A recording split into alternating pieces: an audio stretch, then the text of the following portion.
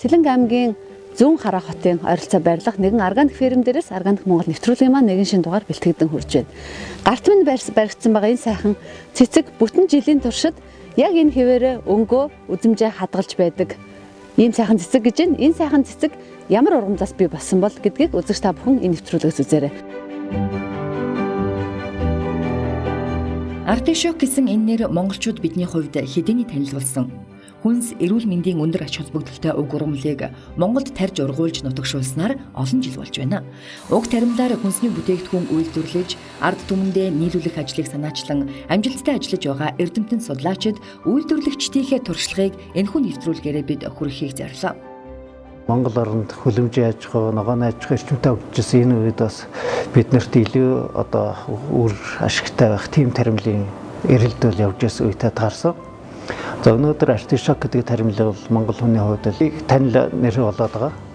За тэгэхээр энэ утгаар нь авч үзэх юм бол ер нь үндэсний аюулгүй байдалд монгол хүний эрүүл ахуйд өнөөдөр бидний хүсэж байгаа тэр өндөр хэрэглэн зогцсон тийм таримлыг бид нэр газар тариаланд оруулж ирэх юм бол газар тариалан хөгжилд бас нөлөө болох юм аа.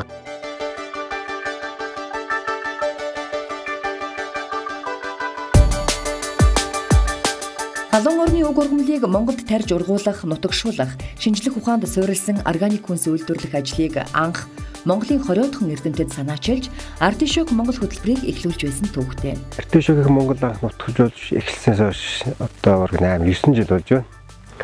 Тэгээд анх ер нь Монголд урах нүгөө юу, ургуул ерний хэр зэрэг хэмжээнд урах нүг яах нүг гэдгийг нь туршиж 2-3 жил явсан. Ер нь ямар өвтгөтөн хийж болох вэ?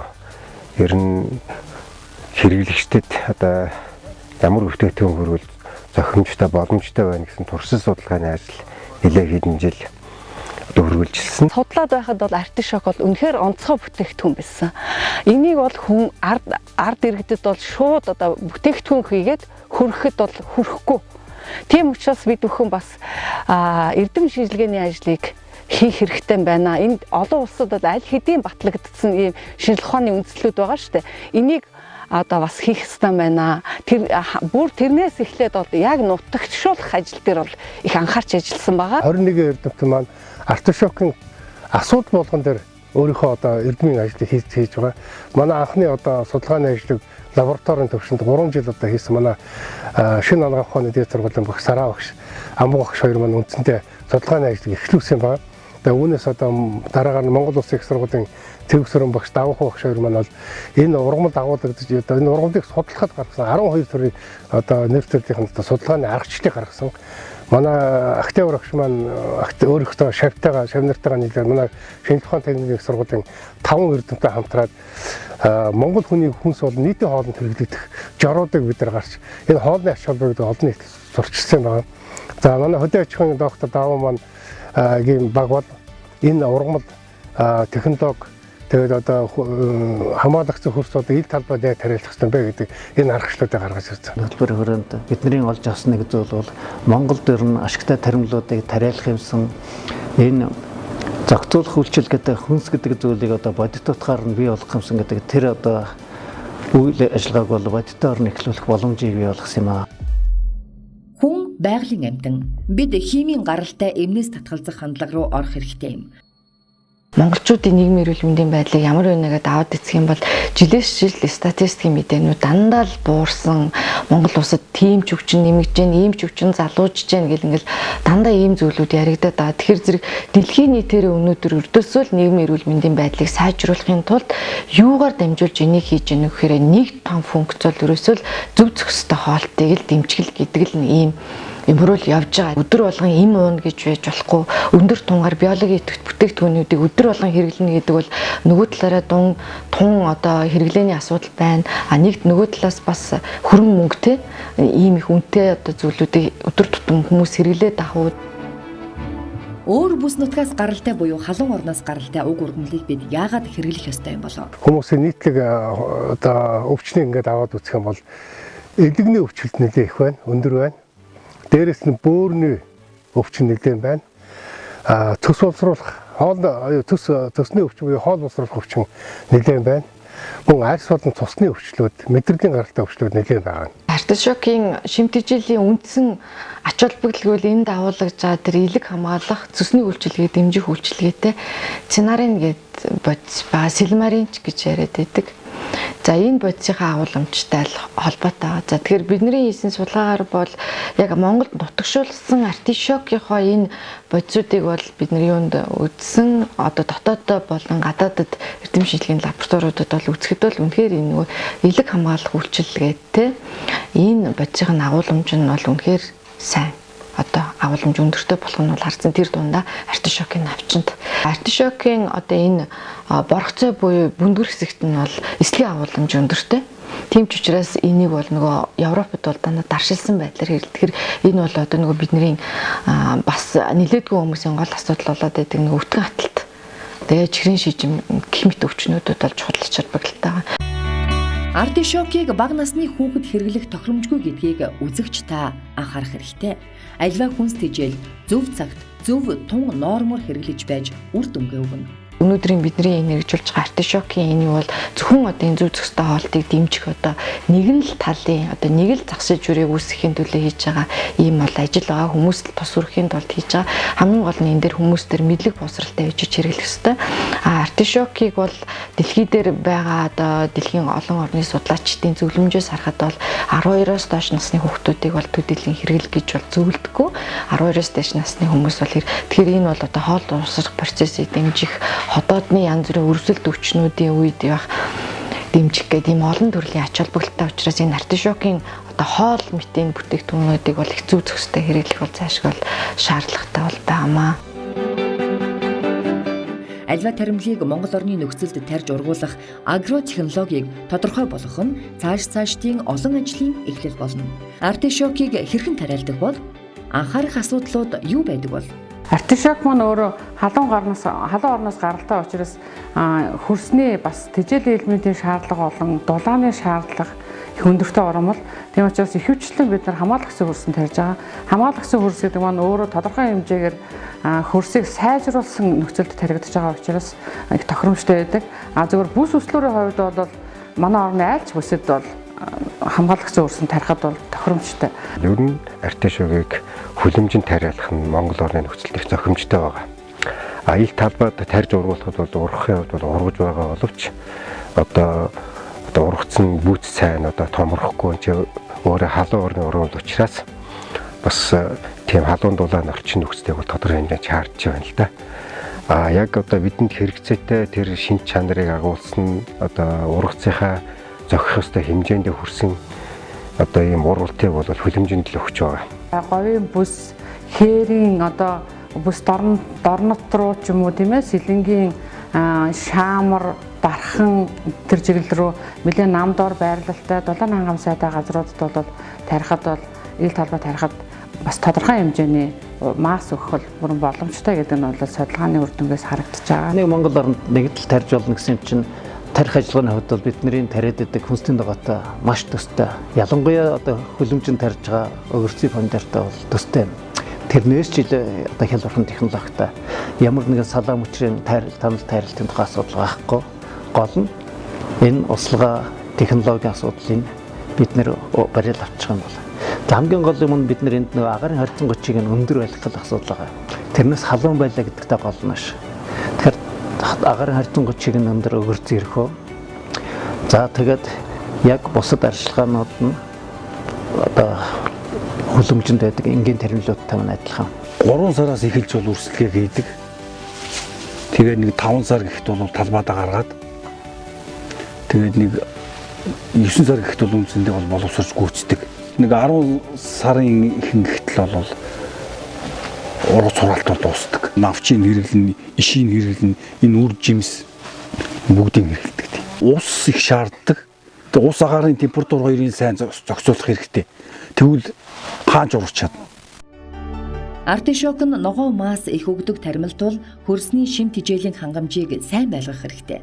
Тэр дундаа хөрсний азотын агуулга чухал юм. Хөрсний үржил шимийг сайжруулахад органик бордооны үүрэг маш их.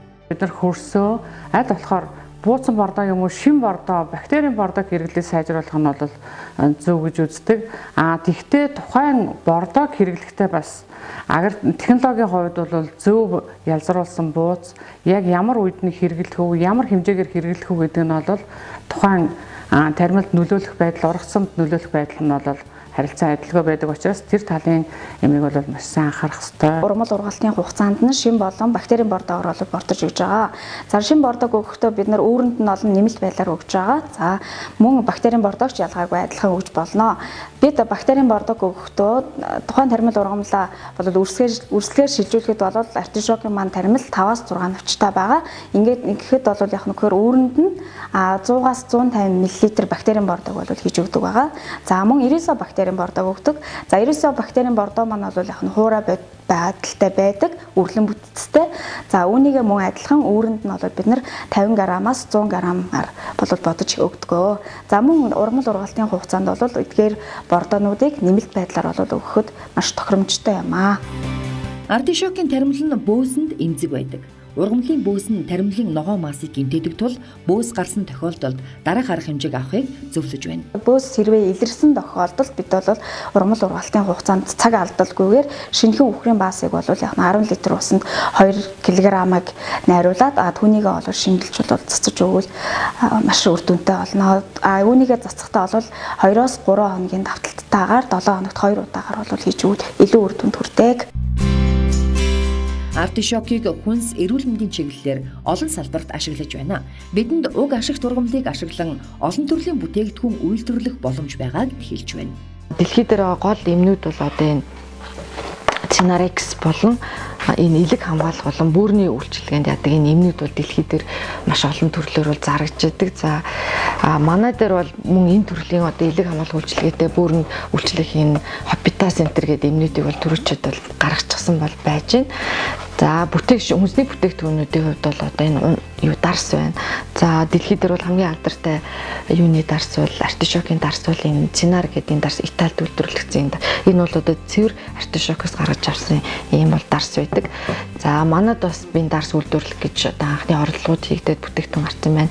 За газар шим компани бол одоо энэ артишокын энэ эрүүл мэндийн ундааг бол их олон жил бол сахартай сахаргүй гэх мэтийн олон хэлбэр бол гаргасан. За энэ нь бол гол нь ямар үйлчлэгтэй зэрэг элэг цэвэрлэх, төсний үйлчлэгээ дэмжих, бүр цэвэрлэх гэх мэт ийм үйлчлэгээнүүдтэй учраас энийг бол хүмүүс бол танил болчихсон бол байдаг. Манай энэ артишок ундаа бол яг энэ органик гэдэг байдлаараа одоо бүрэн дүүрэн хангаж байгаа учраас энэ артишокыг бол бүрэн хэрэглээрэй гэж хэлмээр байна.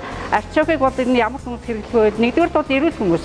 Эрүүл мөртлөө эрүүлийг өөрийнхөө эрүүл мэндийг хамгаалж байгаа ийм хүмүүс бол эрүүл мэндийг хамгаалж байгаа хүмүүс бол унаа. Хоёрдугаарт нь бол эрүүл мөртлөө хордож байгаа хүмүүс. Гадны агаарын янз бүрийн бохирдол байна, тамхины утаа байна. Бас янз бүрийн одоо техник тоног төхөөрөмж одоо хөгжсөнтэй холбоотойгоор янз бүрийн одоо туяанаас хордох, архитект, янз бүрийн одоо сэтгэц нөлөөт, янз бүрийн одоо эмд хордох гэх мэт ийм тохиолдлууд айгүйх гарч байгаа ийм хүмүүс бол хэрэглэнэ. Гуравдугаар өвчтэй хүмүүс бол хэрэглэнэ.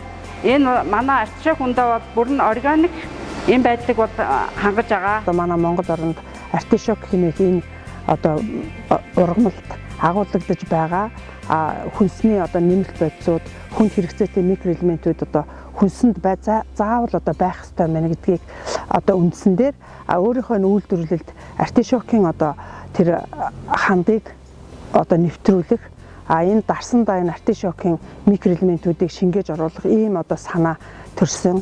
За ингэснээр манайх нэрснийхаа байгалийн гаралтай нэрс жимснийхаа шүүсэнд артишокын микроэлементүүдийг одоо бүрэн шингээж авснаар энэ манай энэ дарсны агуулгадж байгаа шим тэжээл бодисууд нь одоо бусад одоо дарснаасаа илүү одоо юм төлхөө хүний эрүүл мэндийн талаас одоо сайн одоо юм бүтээгдэхүүн болж байгаа. Олон арван хүний нэгдэж, нийлж, хамтаараа зүтгэсэн Монгол түмний эрүүл мэндийн төлөө хийсэн анхны загвар жишээ Артишок Монгол хөтөлбөр болсон гэдгийг хэлхэн зүйтэй үзье. Аливаа юм бол жишг үйл ажиллагааны ингээд харагдаж үзэгдэж байвал тэрэн дээр дөрөөлөд их хурдан явах юм байна гэж бид нар ойлгодог гэсэн. За энэ яагаад ингэдэг гэсэн хэрэг урд нь бол бид нар энэ шин тармилыг нутагшуулах, шин савлтыг нутаглах судалгааг бол их л олон жилийн өмнөөс хийж ирсэн. Гэхдээ артишокыг хийсэн үйл явц бол бас арай ондоо юм байна. бид нэр артишокийг Монголд тариалж болох юм байна гэдэг нэгдүгээрт нь шийдсэн. Дараа нь бид нэр артишокийг ургуулснаар энэ гадаадд ургуулж байгаагаас тэр шимт чанар нь илүү байж болох юм байна Монголд гэдэг нь бас бид нэр судалгаагаар бий болгосон. Тэгэхээр энэ бүгд бол ганц хамт олонны биш бас олон хамт олныг энэ татан оролцуулсан. Монголчуудын маань бас нэлээд сүрдүүлэнтэй гэж хэлж болохоор бас тийм оролцоог шаардсан татан оролцсон юм үйл явдал. Артишок Монгол хөтөлбөр нь өдгөө 13 аймагт 2500 гаруй иргэдийг хамран хэрэгжиж байгаа юм.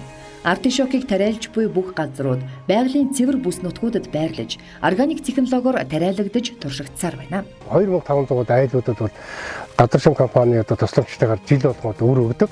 Энэ айлууд маань яагаад ингэж орон нутгад тариалаад байгаа хамгийн халуун газар буюу хамгийн хүүтэн газар, хамгийн чиглэг газар буюу хамгийн дулаан орчин, хуурай орчин гэсэн газруудад бид нар тариалдаг. Эннээс үүдэж бид нар ургамалд өөрт нь агуулгадах сценарийн, сэлимэрийн энүүдийн нэгсэн бодцууд нь хэр гарч байна вэ гэдгийг бид нар тооцож үздэг юм байна. Зүүн хараа хотын төвөөс холгүй органик артишокийн томоохон аж ахуй тариалалтаа эрхэлж байна. Сүүлийн 6 жилийн турш газар тариалангийн гаралтай органик түүхий дээр органик хүнс үйлдвэрлэх, тэр дундаа органик артишок брендийг хөгжүүлэх тал дээр үндэсний үйлдвэрлагч газар шим компани нь салбарын олон эрдэмтдтэй хамтран ажиллаж дэмжсээр ирсэн байна. Энэ органик хөрстэй газар хаана вэ нөө? Иргэн тойронд 2 км-ийн радиуст ямар нэгэн хүнд үйлдвэрлэл явагдсан байна уу? Энэ газрын түүхийг бид бүхэн бас их судалж энэ газрыг одоо сонгож авсан. За тэгээд одоо 5 жил тариалахад бол манай нөхцөлд бол артишок маш сайн дасан зохицож ургаж байгаа. Өнгөрсөн жил манай компани дээр дэлхийн яг энэ плантац дээр дэлхийн одоо органик зөвлөлийн холбооны тэргүүн байсан унаарга одоо зочлсон байгаа. Буун гута манай шороог шинжилж байгаад бүр идсэн. Тэгэхээр идэж болох юм байна гэдэг дүгнэлтэнд хүрээд тэр хүн бүр шороо хүртэлт ингээд амдаа хийж үзэж гин гэдэг бол бид бүхэнд бас их урам зориг өгчээсэн.